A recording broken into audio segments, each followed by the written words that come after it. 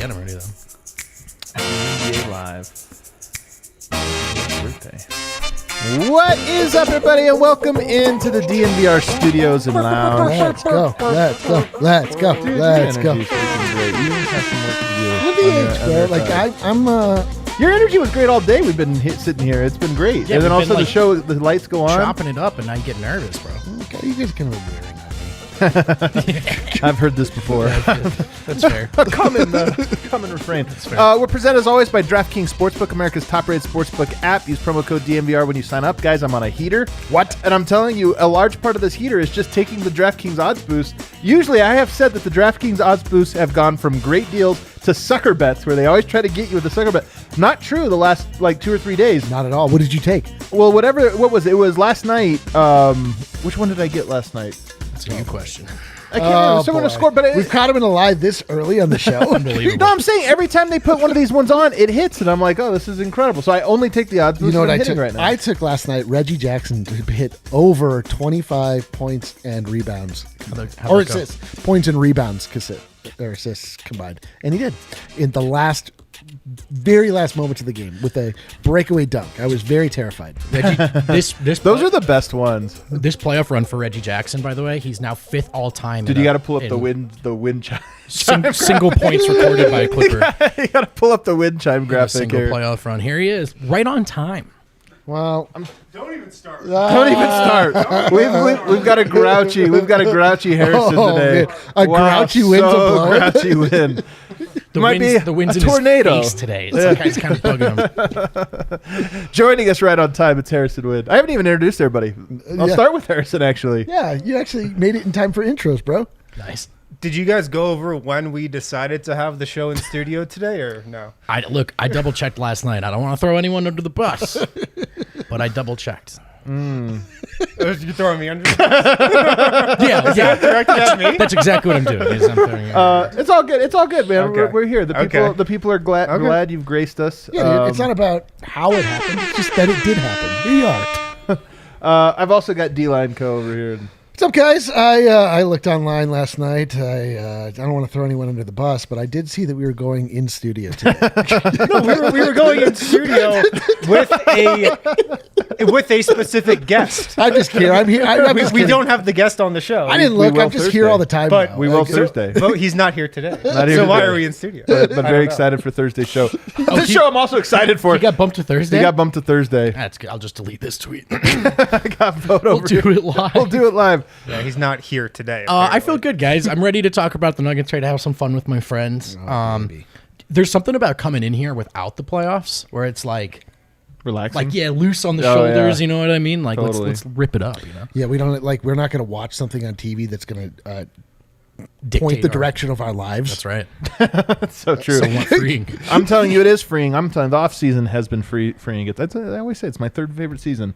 We're going to talk about some really. I'm actually really excited about the main topic tonight. It's a little abstract, but I like abstract conversations, especially in the off season. First comment: what does the title even mean? There we go. Well, how about the title seemed very deep. I want to ask the question. Very deep. I want to ask the question of this panel and give my perspective as well. That The second part. second part is I feel like really it's more important, about if the we're being second honest. part. Is about, have players evolved in the way they look at their own brand, their own legacy, and are they a little disillusioned with LeBron? For years has been chasing the perfect story arc. He wants perfection. Have players now just given up on that, and they're like, you know what? We're not even trying to be perfect because we know that it's impossible. I want to ask that question because there's been some very interesting things between Scottie Pippen. Of course, he had some comments lately.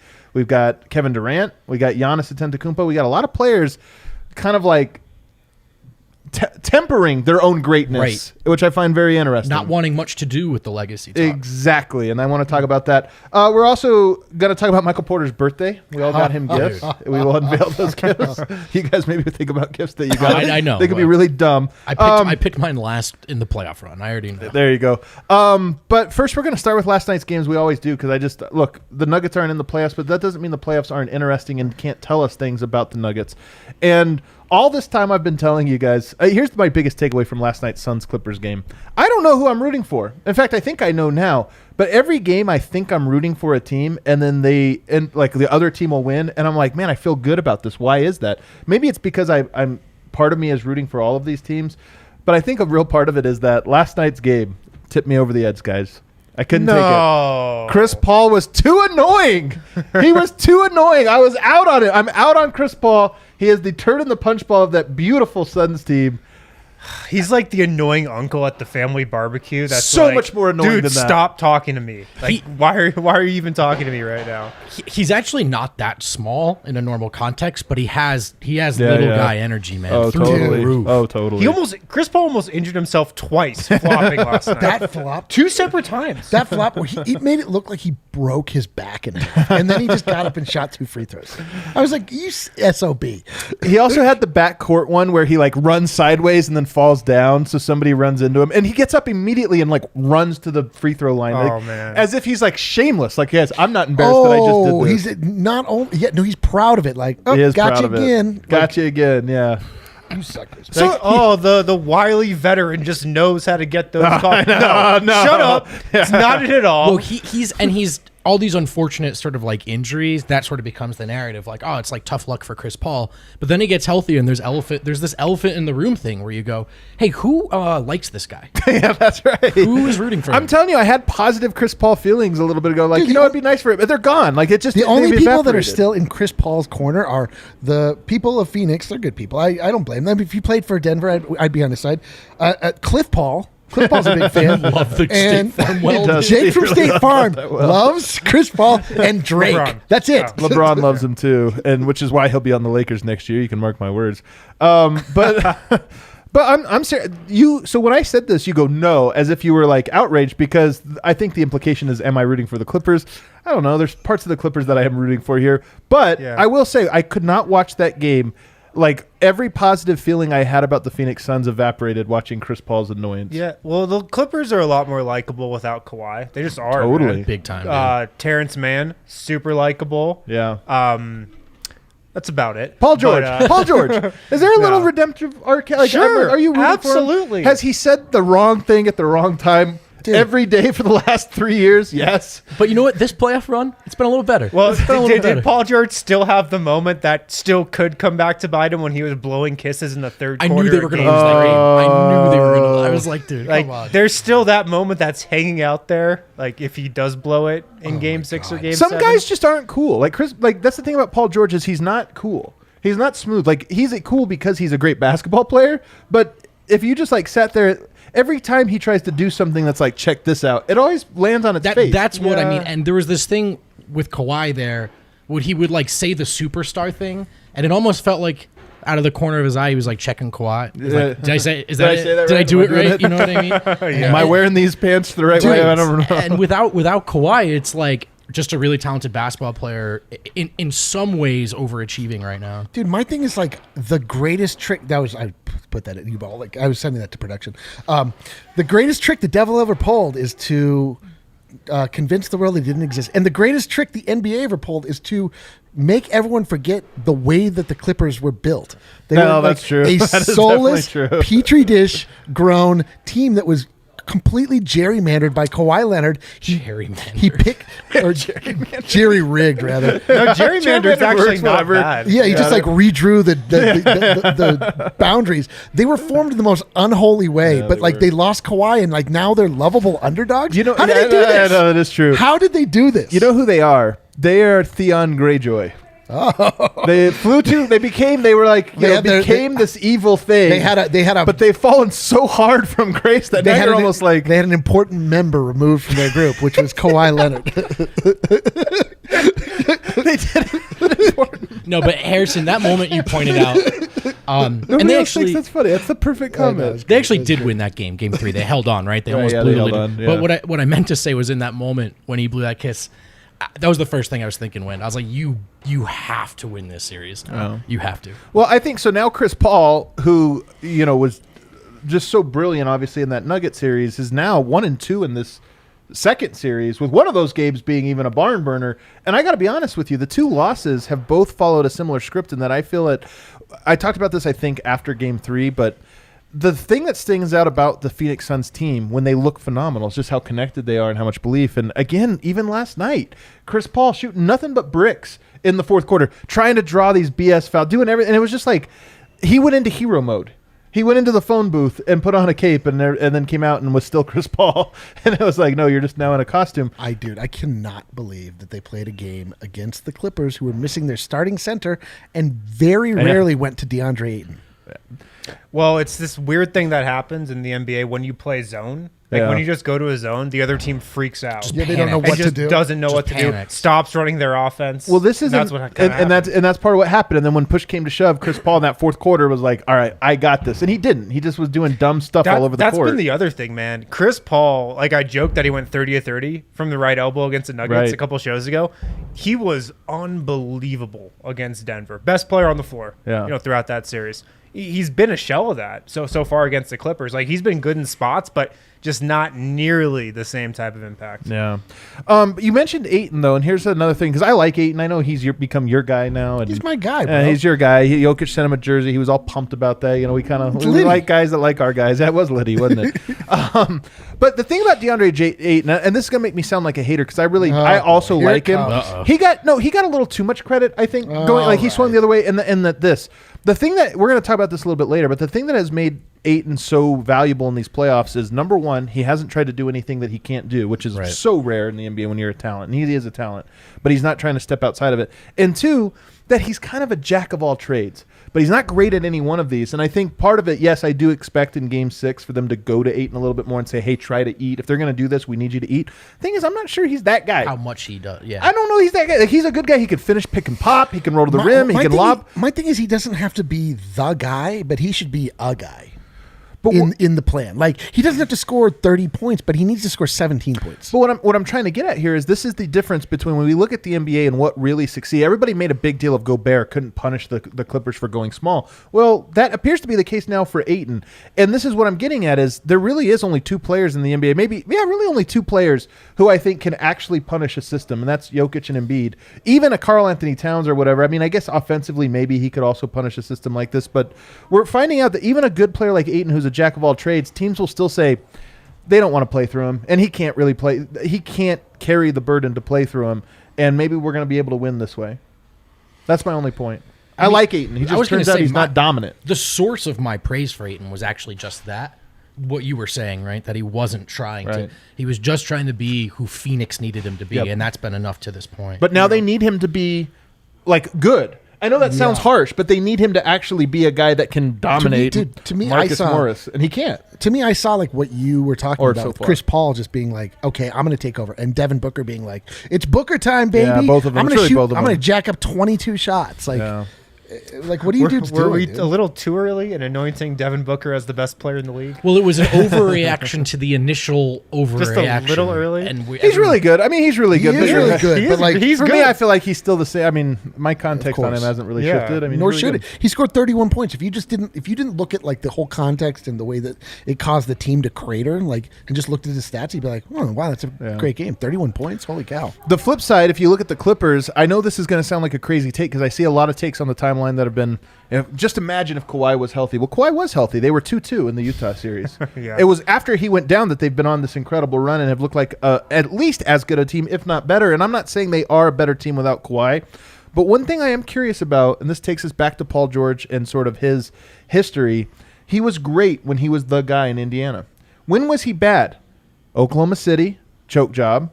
Alongside Russell Westbrook, who was the clear, unquestioned number one. Mm-hmm. And then last year, alongside Kawhi, who was the clear, unquestioned number one. I think I'm just throwing it out there. I'm not really sure, but he looks really comfortable as the lead guy. I mean, really comfortable. 15 to 20 last night. Yeah. And it just kind of shows you the context of, are those two guys great? Remember LeBron and Dwayne Wade? LeBron didn't always look like the best version of himself. That team elevated, but he didn't always look like the best version of himself because it wasn't a natural fit. And I think with those two guys, you see the similar thing at their best. Awesome. But most of the time, it's more like, Paul George, you're my sidekick, and he clearly isn't as good in that role. So I think it's two things. The one is on Kawhi Leonard and that Paul George dynamic. I think sometimes it's tough to be the number 2 guy. It's tough. just very tough when you're playing alongside like a number 1 who is just so clearly the number 1. You got to play your role. Like, you got to step in line if you're Paul George behind Kawhi Leonard. You're like thinking, like, do I got to default to him here? Do I got to, let Kawhi go? Like, am I taking too many shots? I don't think people talk enough about how being a number 2 option is actually kind of a tough role to play.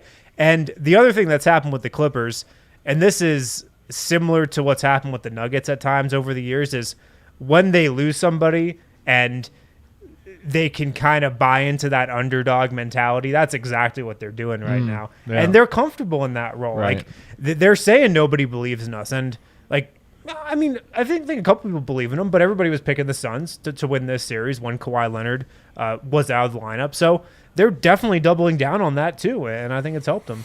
I mean, you dismissed this a little bit when we were talking off stage here, but I really think that a lot of what plagued Paul George last year is that it was really difficult psychologically to be in that bubble. I think it like really affected him more than it did other people. He was talking about how he was in a really dark place, and he was just like a shell of himself. That doesn't really speak to the troubles he had before when he was on Houston or whatever, but like to me, it's just like he feels like more at ease. He seems like more himself. He doesn't feel like the weight of the world is on him. He's just like kind of firing away. And a lot of that could be what you're saying. Like, he doesn't have to defer to another player, but also like he just looks like he's unencumbered. But see, I'm not trying to put this on, and I don't see you're saying this, but I'm not trying to put this on Kawhi Leonard and trying to say like, oh, Kawhi Leonard has done this. It's just the nature of sometimes these partnerships. I agree. And this is where it circles back, and why I wanted to go into this topic to begin with is, we're not fooling ourselves to say that Michael Porter looked better individually when Jamal Murray went down. He moved up in the pecking order. And it's not even that crazy to say that sometimes Michael Porter Jr., as an individual, not as a team, looks better when Jokic was on the bench. When all of a sudden it was like, hey, Porter, we need you to score a lot. And all of a sudden it's like he would catch fire and he was going. You just don't have to think anymore when that happens. When it's more clearly defined roles. And that goes to, if we're looking at Phoenix, does Chris Paul step outside of what he's supposed to do? Did DeAndre Ayton maybe not recognize what he was supposed to do in Game 5? I think that's a huge part of it. And then you go to the other side and you look at Clippers team because they are so shorthanded, are now forced into knowing exactly who everybody is supposed to be, and there's just clarity to it. You know what's interesting to that is for about 3 years there, Paul George might have been, the top or second ranked B player, right? Second banana. There was complementary skill set. Maybe he doesn't want to take the shot, but two-way player. And it's interesting, that he does maybe look more comfortable in this slot. Yet another example of us having no idea what we're talking about. I'm just saying, I do think it's important to just talk about. It's easy for a star player to know their role and everybody be around them, but there's a low ceiling oftentimes when you only have one star. Dallas Mavericks. Yep. Getting two players, Jokic and Murray, incredible chemistry and incredible understanding. And if you build a team around them, all the role players seem to know what they're supposed to be doing. Adding a third piece, it's doable. It's just really hard. That's where you really get to a whole other level of now how do all three pieces work? And it's doable, and your ceiling becomes exponentially higher, but also becomes exponentially more difficult to get there. And if that delicate balance is disrupted, like it was with Michael Porter Jr., like you find yourself sort of like, whoa, like this is not what we were talking. This was not the deal, man. I'm supposed to hang out on the wing and wait for you guys to dish it off. And it requires a superstar. Like the number one has to be a guy that has the philosophy that he likes assists better because two people are happy. Right. But maybe and we've talked about this before, but watching this all play out, we can go to break after this, Harrison, if you're ready for a break. But maybe this is the real positive. We didn't get it fully this year. Michael Porter did start to shine once Murray went down. There was a little bit of chemistry, but not really between Jokic and Porter. Like, it was a little bit. But maybe this next year, that is what it takes. Like, I wonder if it is a more accelerated pace now if you get that Jokic and MPJ fully figured out, and then when Murray comes back. And that's the best way to get those three together. Maybe Jokic needs to have like a 2 weeks off where... In every team, it is well-defined roles that make teams work. Absolutely. Let's go to break. On the other side, we're going to talk about Michael Porter a little bit more. It's his birthday, and we're also going to get to the meat of the conversation, legend and legacy. Guys, make sure to pick up some Mile High City Copper Lager from Breck Brew this week. Maybe for MPJ for his birthday. He's 23. 23. So he is of age. Yeah. He is of age. Of age. Sounds like old English, like giving away. He is of age. Giving away a princess. Jesus. When she comes of age, she's betrothed to Denmark. And a mile-high city copper lager shall be hers. A Kapalaga. What's going on? Okay. You can pick some up from your local liquor store. You can pick some up from the Breck Brew Farmhouse. If you've never been out there, great spot, great food, great drinks there at the Breck Brew Farmhouse. You know the can, that Mile High City Copper Lager Skyline Blue can with the Nuggets logo on it. Make sure to pick some up for this week and this weekend. Also, guys, we got a brand new sponsor on the What? pod. Whoa. Brand new sponsor. What? Brand new sponsor. You ready? I'm Yes. so ready. I don't even know if Eric knows. Oh, this. I do know it. Oh. Ball. Let's I go! know. That's where I was going. The Ball Arena? The Ball. Like Ball Arena. I Oh, know. let's go! Dude. The Ball Arena and DNVR? Dude. Wow. Are we Get that meme going right now. Are we sponsored by the Nugget? Let's just say that. Let's just roll with it. Yeah, so Ball is Big fan now of Ball. sponsoring us across all DNVR platforms on the DNVR network, as in the new Ball Arena, the aerospace technology company, also the world's largest aluminum can and packaging manufacturer. Ball's been leading global sustainability efforts for decades. In 2018 and 2019, Ball Aerospace developed image surveillance systems to observe natural resources from space. This is actually meaningful, by the way, for the Nuggets. Not that I'm trying to carry water for the Nuggets here, but going from Pepsi Corp, which is one of the biggest polluters, like as a corporation ever, Yeah. to Ball, which is like part of their goal is to be sustainable, is actually a meaningful change. A meaningful split. Good point. Very, very much. So yeah, they developed So don't surveillance call it systems. Pepsi Center, guys. Like, get with the times. Come on. The sack. Just kidding. Edit that part That's out. terrible. Yeah. They developed image surveillance systems to observe natural resources from space and methane, ozone, even land and water use. Of course, a lot of people also know them as the company that manufactures different 8, 12, and 16 ounce sizes for all kinds of liquids as well. I'm glad I dodged this one. I had my ads lined up today. Oh, baby. Yeah, Ball makes cans in over 30 different sizes at facilities across the world. The Golden plant, right here in Golden, they make regular 8 ounce and 12 ounce sleek cans, 24 ounce growler size, 12 and hear that, 24 Portland? ounce cans as well. I almost left that part out for you. They also make Alumi Tech bottles and several different can lid sizes, which are then shipped to Colorado plants to be filled. So yeah, they're a really awesome company. They're a lot more than just the can company that a lot of us know them as. They're also hiring. If you want to work for Ball, right here in Calling Golden. all engineers. Yeah, if you want to Smart work. people only. I was this close to being an engineer. Were you? No, I don't have a joke for that. If you want more information about the job offerings at Ball, text Golden to 77222 or go to jobs.ball.com and search Golden. It's funny though. TikTok is the funniest of all apps. It's also the worst, I think, but it's like dangerous to your brain. But I am like right now, because we were talking about how you cycle through different like types of TikTok while TikTok's trying to figure you out, and they'll never figure me out. No, But they've got too elusive. I'm too elusive, man. Can't pin me But down. I am currently on my favorite one I've ever found. Maybe this one will stick. Engineering TikTok. Engineering. It's like TikTok. little 3D animations that explain like You know what I weird things in engineering. I've stumbled my way into shoe restoration TikTok. Jesus Christ. Man. Is it like when you see like it's like a boot that they found in the ocean that Yeah, just becomes a- like just it's a like guy- a Jordan 4. How did we do Yeah, just a guy with like nails in his mouth, just hammering them like a cobbler TikTok. No, Are you on it's like, TikTok, Wind? No. Me either. You guys So are not the two honestly, older guys here hey, locking man, in. we're so Yeah. dude. these days. This is such an old guy thing to be like, oh, the new like social media, like I gotta get in on all. I'm this. telling you, Like, TikTok, oh. it's the worst, but it's also the best. Like there's great stuff to it, and there's terrible stuff. Oh, to it. I'm good. I'm on record. I hate TikTok. Like I don't like. I absolutely despise it. But we've made some pretty humorous TikToks for the old That's true, we DNVR. have. It's got me- DNVR does have it's got some me good thinking ones. about what to do for the TikToks. No. I don't like that TikToks that much though. I said we were going to talk about Michael Porter, but I want to save him for the end. We'll give him a happy birthday at the very end, the last segment. But first, I want to move on to a conversation that I thought of over the last few days that I couldn't wait to get back in here in studio and talk to you guys about. But first, to set it up, you guys saw Scottie Pippen's interview, and he's promoting a new bourbon. So notice that. Take with a. It's right up in the left corner. Did you ever notice the name he gave to his bourbon? What is it? It's called Digits.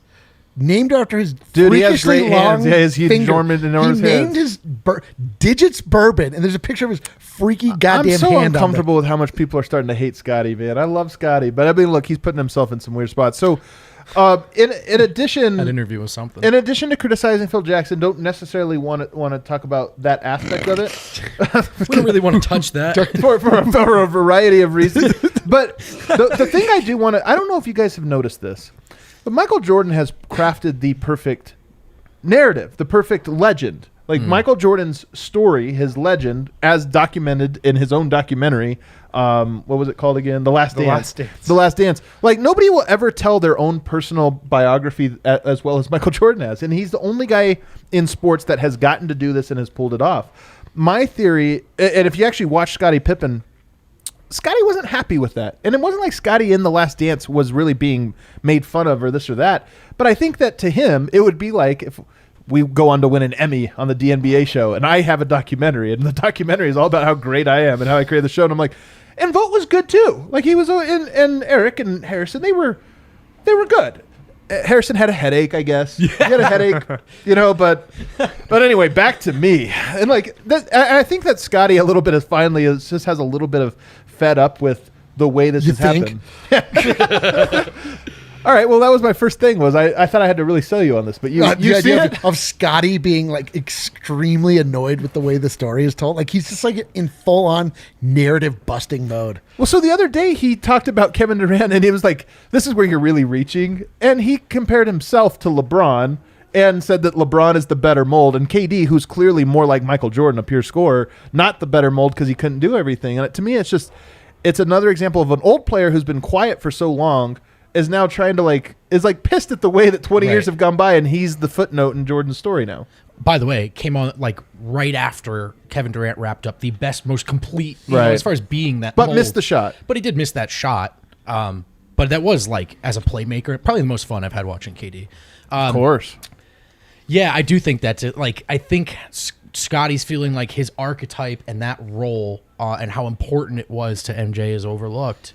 And I absolutely don't think you're reading in too much to see maybe him sort of trying to find the parallels and tell that story this way. Yeah, I mean, you say Michael Jordan crafted his perfect narrative. Like, I think Nike crafted the perfect narrative for Michael Jordan, and he was really the first. Obviously, this is what the modern NBA is built upon: is this story of Michael Jordan versus the league, and how he rose to power, et cetera, told through commercials, told through Space Jam, told through all of these different means that Michael Jordan wasn't able to do on his own. And we're now in an era where people are telling their own stories through social media. And yes, of course there are warts and there's weird. It wasn't exactly as it was billed. And now, Scottie Pippen's at a place where, his wife is hooking up with Malik Beasley, and he's his life is sort of he had a tough couple years. He had a tough couple years, man. And Scotty is no joke. He's an incredible basketball player, and it is funny because he does get really footnoted unless he just looks at the people in his life and the way that his life has turned out, which has been really fantastic. Well, just as far as I get what you're saying. Basketball. He's thought as a legend, yet he's still also a footnote. It's weird. It's but he also it is weird. But also listening to that interview that he gave, he's kind of losing it. I think absolutely. Well, he lost a child fairly recently. Yeah. But he's personal tragedies. He wasn't connecting dots in the way that you would if you were having a conversation. It might have had too much digits bourbon. I was actually going to say that, but I didn't. It sounded that. I mean, you're right. But anyway, I don't want to linger on the Scotty thing for too long. I only bring it up to say that Jordan. You made an interesting point about who crafts the narratives, because yes, it was Jordan, but it was also Nike and Gatorade, two of the most powerful marketing brands at the perfect time when marketing was most potent. We're all numb to it now, right? We're almost too smart for it now because we're just too saturated. But some players like Paul George tried to craft their narrative that way. Nice. And we're too smart for that. It's no, you're not the guy in the commercial who hits the game-winning shot. You're not that guy. I mean, So as an audience, we're not that dumb anymore. But the confluence of the great story that matches up with the actual great Right. It actually turned out great for Right. Michael. They were like, "This is the guy. Pay attention," and then he actually did it. Right. No, there's no doubt, no questions about it. But it also like, and where does the credit go? It was like, you get all of the credit for this or that, and no context is even necessary or anything like this. And it was the perfect moment in time when it was all new. Nike found lightning in a bottle at the perfect moment to say, let's do this. And then everybody bought it for all these different reasons.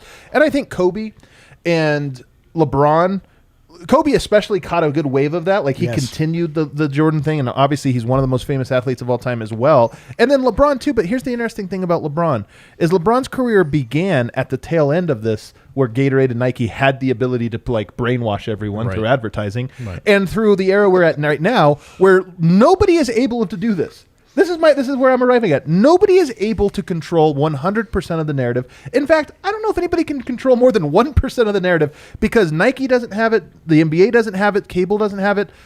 Social media, in a large way, has it, and social media is just can't be contained, can't be controlled. It's everybody's opinions simultaneously. Yes. And I've gone all this long way, this long setup to say, I think we are arriving at a point where this new era finally realizes it. LeBron for years has been trying to. He has his own show, and that's the one that made me the GOAT. And he's doing all. And he's trying to do all of this. Not working. Everybody hates him now, or half the people hate him, half the people love him. But he can't control. He can't get people to agree on it. And I wonder if we have a clip I'm going to play here in a second. We have a tweet from Kevin Durant. First of all, pull up the tweet.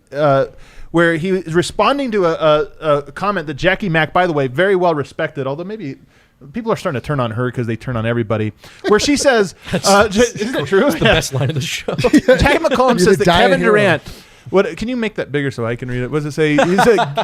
He's Kevin Durant. Genuine goal is to win 3 championships with Nets. And he says, once again, I don't even talk like this, which is true. Kevin Durant does not talk like that. He doesn't do not one, not two. Everybody learned that you can't do that. They learned it from LeBron.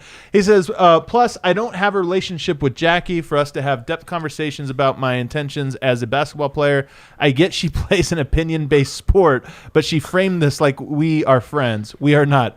This is him clapping back to the whole idea of like, she's trying to set what success is for him. And success is the traditional route, which is what LeBron thought success was too. That's why he said not 1, not 2, not 3. I'm going to get 6. 6 is the and I think players just now know you can get 10. People are still going to talk shit about you. But did anybody think that those two were friends? No.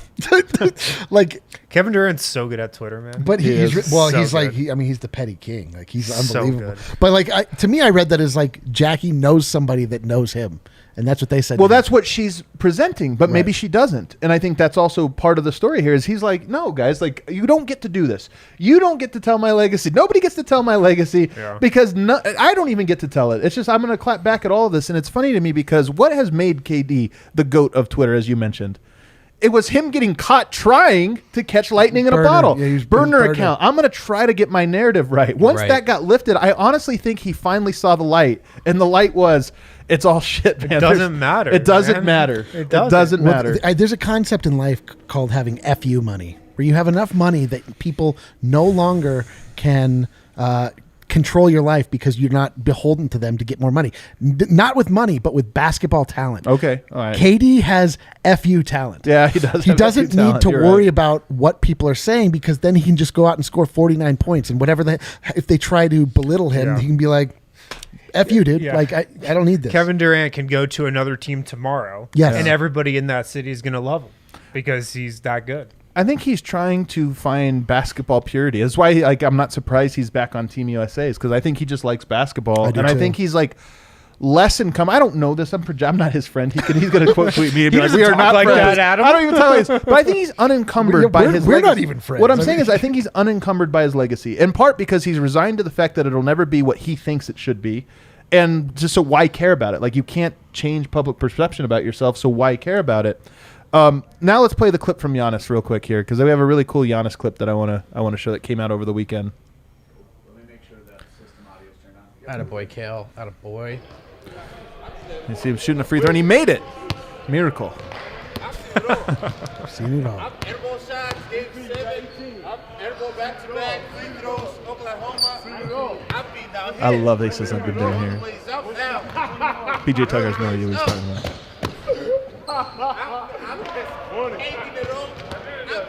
PJ Tucker's like, this isn't how James Harden acted.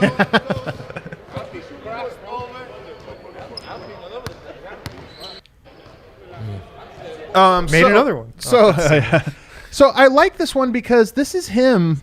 In my opinion, this is a bit of him also being resigned to the fact. And then, of course, after this last game 3 where he said Middleton's our closer and like he's like, I'm fine being the best player for 42 minutes. Or he had some quotes that you would just never hear a player say 10 years ago. And it's just like, I think these guys are resigned to one, the perfect narrative is never going to happen for you. And they almost become more comfortable in their own skin of like, look, we're not trying to be better than Jordan, better than LeBron. Just trying to win a championship, man. Totally. Eminem. Great philosopher, Eminem, before all of us made this known in the movie 8 Mile. If I tell you what's bad about me before you get to use it in a battle rap against me, then all of your powers have been neutralized. Right. What else are you going to say? I know I miss free throws. I know. Listen, but there are things that I do well. Like you can focus on what I'm not, but there are things that I am. Yeah. Like it's funny. Yeah, it's impossible, like we were saying, in this day and age to shape your own narrative completely. The guy who probably has done that the best throughout his career is Damian Lillard. He really did shape his narrative extremely well throughout the first chapter of his With career. A little help from Yahoo.com. But now we're seeing that even for a guy like Dame, you can't keep that narrative the same forever. Very poignant. Harrison spitting. Very poignant, Harrison. Eventually they'll turn on you. I do think there is something to... I think Lillard's a great guy. Clearly, by all accounts, one of the best leaders in the NBA and all these different things. But I definitely think there's a part of where he kind of pigeonholed himself into his own legacy. And now he's like, wait, now I got to be this guy for the rest of my career? I'm kind of stuck to be he's like, I want to switch teams. I'm scared of the grind. I can't believe I made a big deal about that. So there is something interesting there. I'm also interested by, I think, 2 of the best players in the game that and this is anecdotal, just pointing it out, that seem to have the most like sort of dissenting approaches to this. Giannis and Jokic, who are not at all of the American basketball culture. A lot of it. And the AAU, culture, which it was the advertising stuff, but then also, my limited understanding is for the players on the court, like the ego thing, the almost like art of war, like trash talking, that was real. That was a part of it. Knowing you were that guy, that FU talent, carrying yourself that way, that was a part of it. And for Giannis and Jokic, I do not think that's a part. I mean, it's not a part of it. Yeah.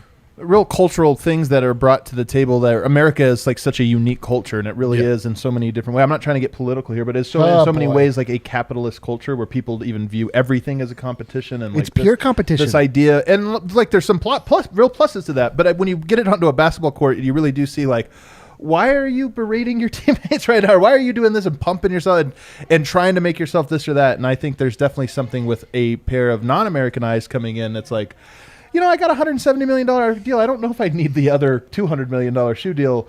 I'll settle with just being content with this or that or all these different layers to it. Now, Jokic, it's interesting because he is going through a tough summer, I imagine, in some ways, although he doesn't seem to be too bothered by it. And I wonder this, like if you ask Jokic about his, like every time you ask him a legacy question, like he has very specific things he wants to accomplish. But when you ask him about like, how do you want to be perceived when it's all said and done? Like he couldn't care less. He's like, and I think it maybe in some ways both aids him in how Serbia is handling his decision not to play for the national team, and also maybe informs his personality from his past experience of like, do these people actually love me, man? They're just going to turn on me. I can't possibly control everybody's thoughts about me. In fact, I can't really control anyone's. Therefore, I actually don't care about anyone's. Yeah, I think a lot of how Jokic views this stuff goes back to a comment he made a couple years ago. I forget exactly what it was, but you just like the sense of it is, why do you guys care so much about me?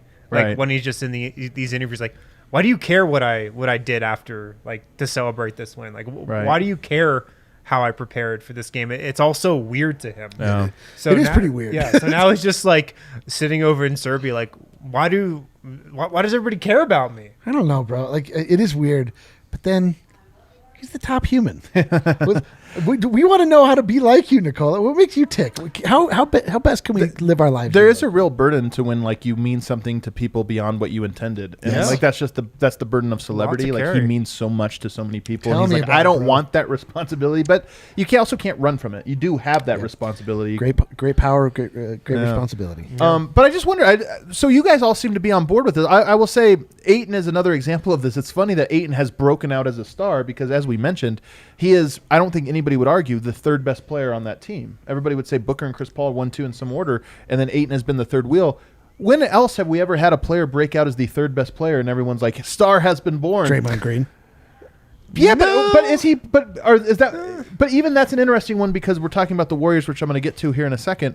But I just find it interesting in that the traditional archetype of a superstar is the guy that took the shots or carried the team or did this. And like Ayton, everybody is so impressed with him, rightfully so, because he has done the job required of him here. And I just think it's a big.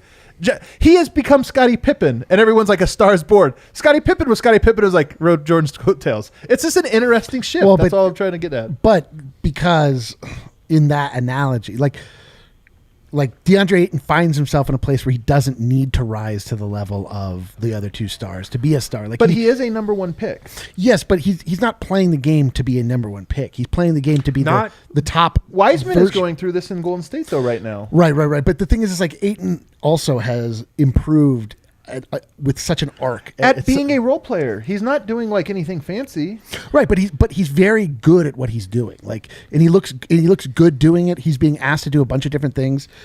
To me, it's just like I see in him a very coordinated, a very athletic, and a very capable center that can do a lot and actually doesn't want nor require the spotlight. Which is, when you have a player like Chris Paul and Devin Booker, is what you need. Yeah. See, right now he's that guy for sure.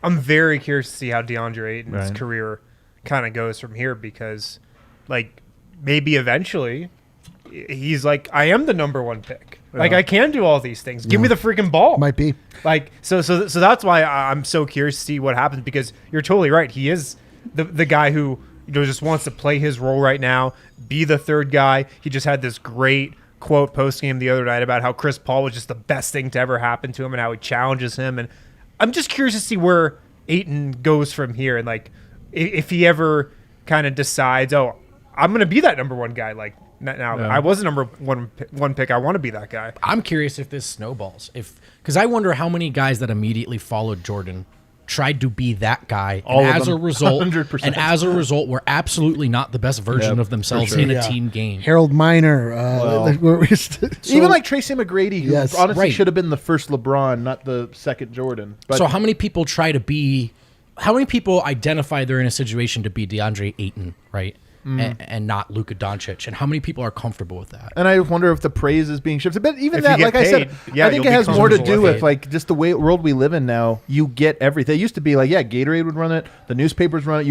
You went over the journalists, you went over the sponsors, you got it. You have a monopoly on the narrative. Now there's nothing you can do to own a monopoly on the narrative, so you just give up on that and you figure out what your goal actually is. Yes. And for a lot of these guys, the goal has become winning. And I think the creator of this, if we talk about the Jordan era, lasted all the way up from Jordan, we can go like 1988. Where did it start? 1988, even though he was before, like he really started becoming a star late 80s. And it lasted all the way up until I would say maybe 2014-ish, I would say.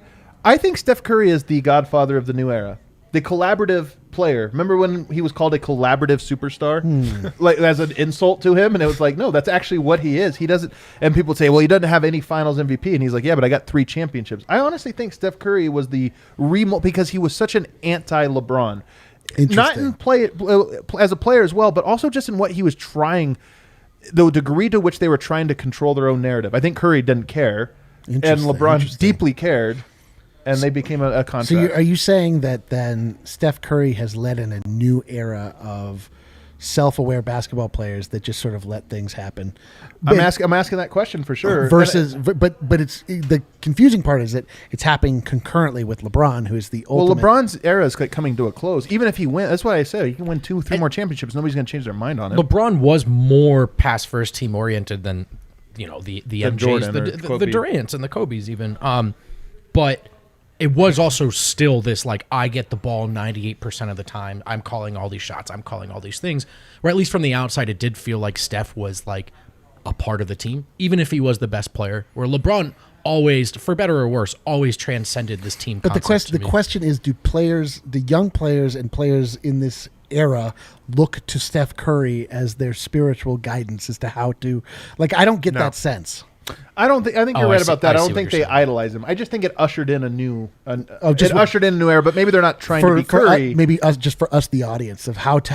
I think even the players, though, man. I think maybe it's all just LeBron, and like LeBron was both carrying the torch of one era, but then also people are like, man, we're so sick of how much you control every aspect of how people talk about you that they go different. I don't know, but I just think that was the shift is Curry.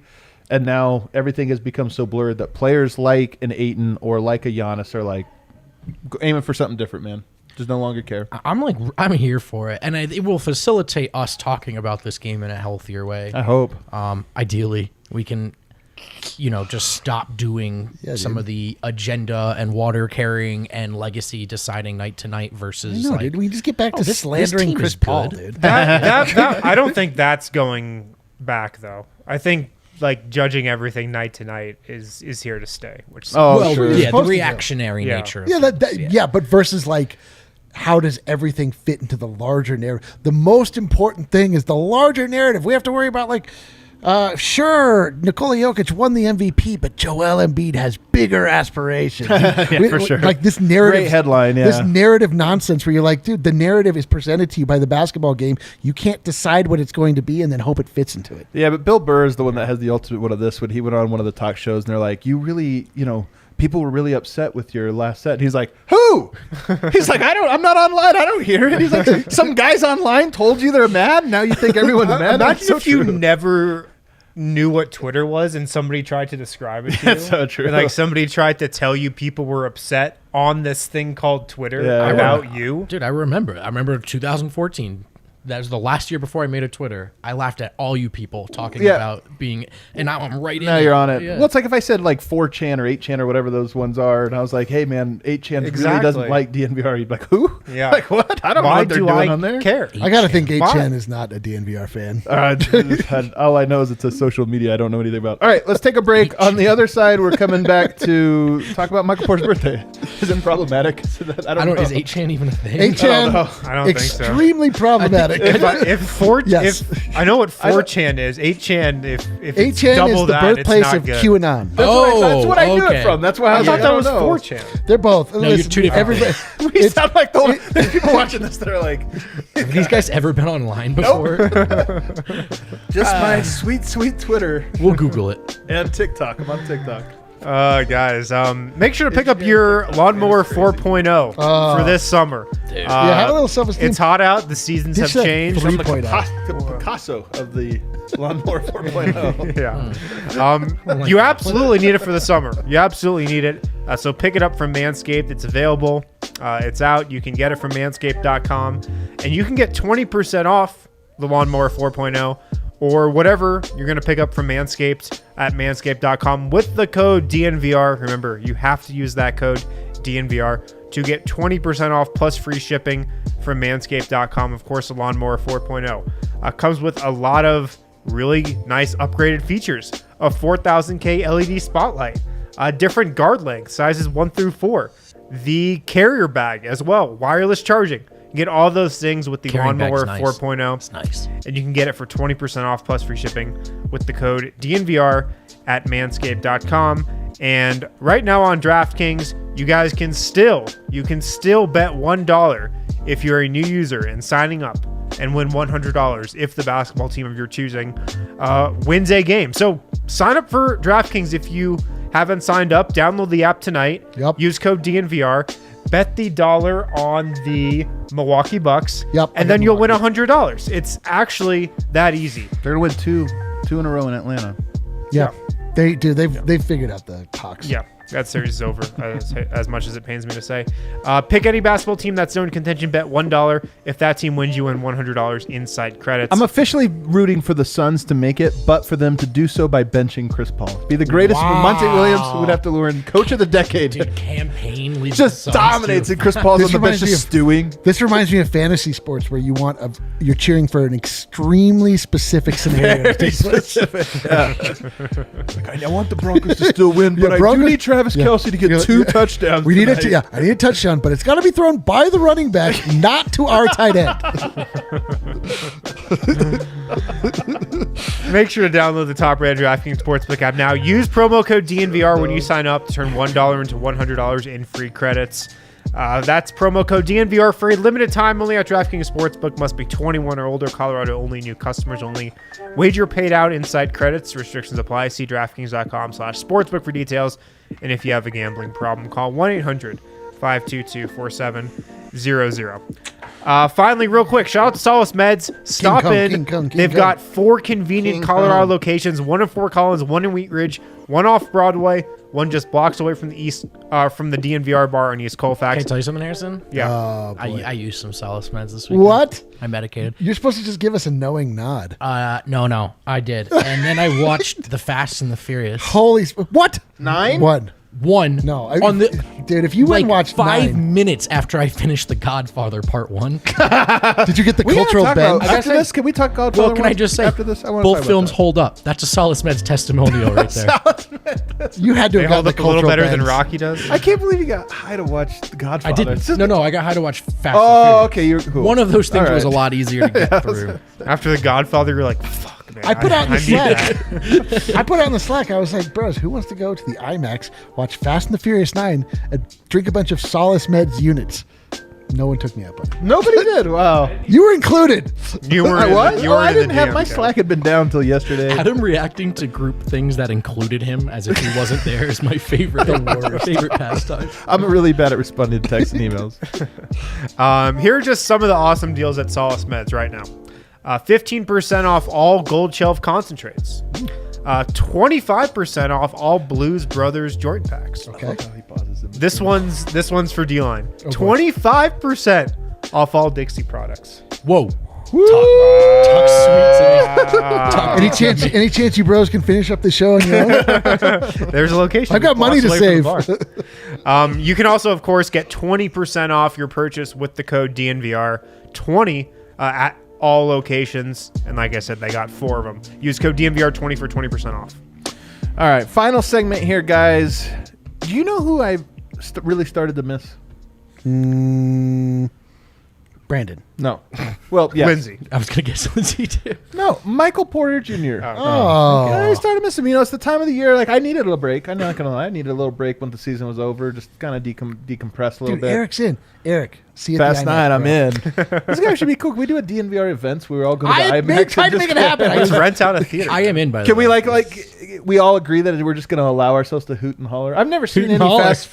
any Fast and Furious. I So I'll can go to tell by Fast the way 9. you Wait, just You've never seen a Fast and I've Furious? never seen a single one. Oh my Even God, a single man. second of a single one. Dude. If That's like a defining part of American culture. but if you watch the Fast and the Furious and you do not let forth one hoot, Exactly. nor holler, what are you even See, doing? I was right about this. Yeah. I figured that's what you go to those movies for. But yeah, Hoot and let's holler. Dude, We're it's all straight- Walker. it's We're straight- family. You didn't watch the clip I put in the Slack last night? Oh wait, you're right. I have watched. Smoke them. Oh, yeah, Smoke them. So I just love to because that's like so we're going far afield here. I just love because guys who own like those types of cars live for these fake moments that never happen. Where some white collar guy shows up in his car is like, Hey, too what's fast retail for on you, the- you poor broke fella. And he's like, no. Little does he know, my car is actually faster than his. What's the retail on that, bro?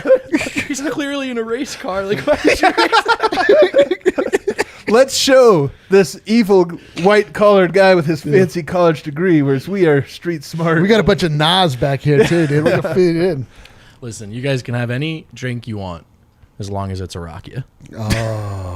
That is a fast reference for the Let's cool go, cool dude. kids. All right. Anyway, moving on. Michael Porter. That's who I miss. I miss Michael Porter. miss him too. It only took a couple weeks for me to be like, my little realistically disappointed and this or that, like whatever. No, I now remember. And just to bring this back, how many threes did he take per game? Would you guess? Now that we've been away from it, maybe you've forgotten, Harrison. How many threes per game did Michael Porter take? in the season In the or regular playoffs? season. Regular season? 5. Jamal Murray's never taken more than 5.5. How many? What's your guess? 5.2 is my guess. You gotta tell. I was the king of the chat. Oh. I didn't hear the question. Just say any number.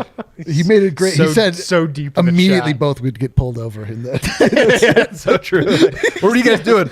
Well, this banker over here told me my car wasn't. Sorry, we're street racing in the middle of the day. We're actually racing for that girl over there. Like whoever wins the. okay. Michael sorry. Porter Jr. took 6.3 3-pointers per game, which is an absurd amount. Wait, how many? 6.3. Okay. But guess how many what percentage he made? In the regular season. Yeah, do you remember? 43? 42.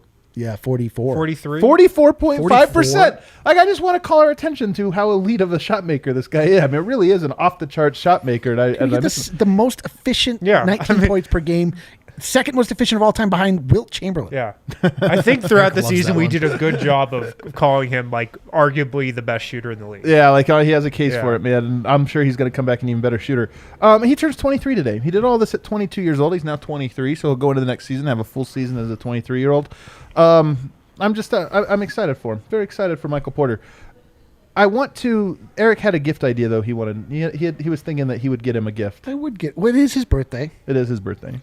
It's customary in this country to give people gifts on their birthday. In most You want to countries, bring I think. that photo up? I would give Michael Porter Every Jr. country.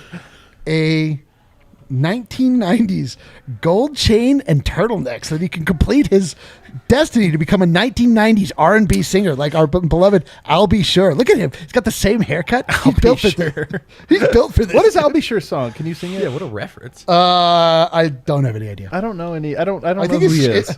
I think he might actually sing a song about being I'll Be Sure. That was a big thrust in the 90s. It's like album, artist, and record all the same name and song.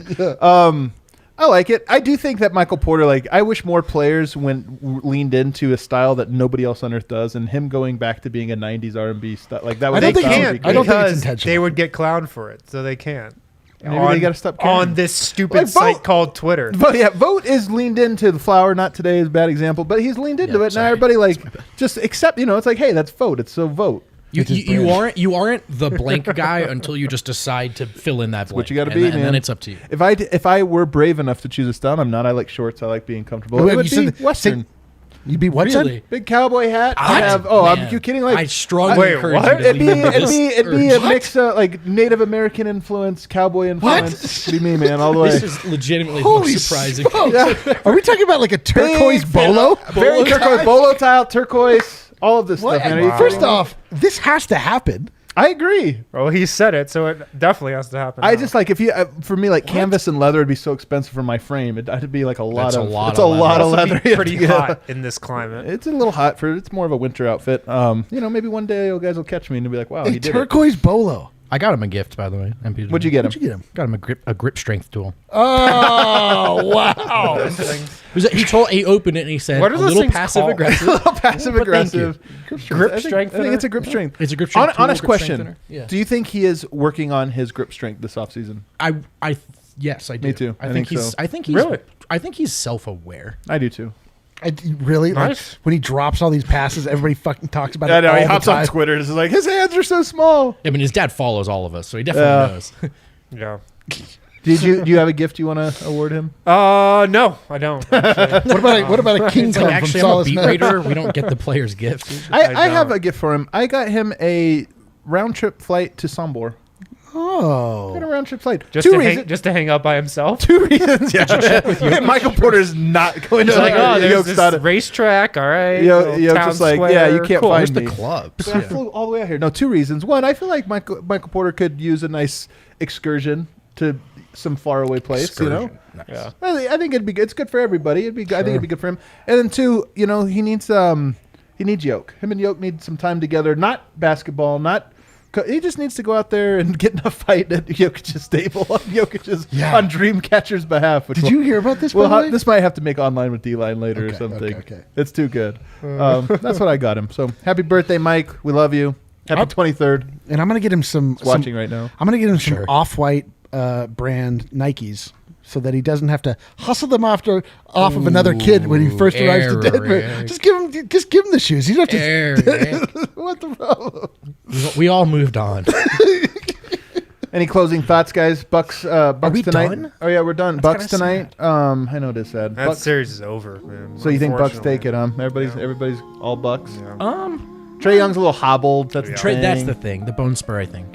The thing is, So I proclaimed loudly a few days ago that the Hawks will win more games in this series, but they will not win this series. Wait, what? The Hawks will win more games in this series, going but they will forward. not win the Sure, series overall. I can absolutely see them winning tonight, just because, even when you're hobbled, basketball is oftentimes there's some injury that you hear about. You're like, oh man, he's out forever, and then the guy just looks fine. That game. So I don't know. I can see Trae Young like totally pouring it on tonight, but like to me, the Bucks can score whenever they want. They can give it to Giannis. He can, if they want to, they can just feed him over and over. And the Hawks have not shown the ability to build that wall the same way other teams have. And the Hawks just need to be on fire, and teams just can't be on fire all the time. Right? Yeah. Do we know? So tomorrow is Prospecting Wednesday. Yes. Do we know who our prospect person is? We do. We'll be looking at Josh Primo. Primo! A great name. That is a great name. He definitely was the draft Primo. name. I'm in. I'm with it, man. Yeah, from Alabama. My Primo. Yeah, kind of like the opposite of Chris Duarte a little bit. So excited to talk about him. Can't wait for that. So study up on him. So tomorrow we'll have that. We'll have a snake draft. It's going to be fun. Wednesdays are always fun. Plus, we'll talk Too Fast, Too Furious. Oh, are we really? No. Oh, I thought this was a fan vote. No. Like you were going to street racing or That something. was just my favorite part of the pod today. Thanks, everybody. Hit the like button on the way out. We'll see everybody tomorrow.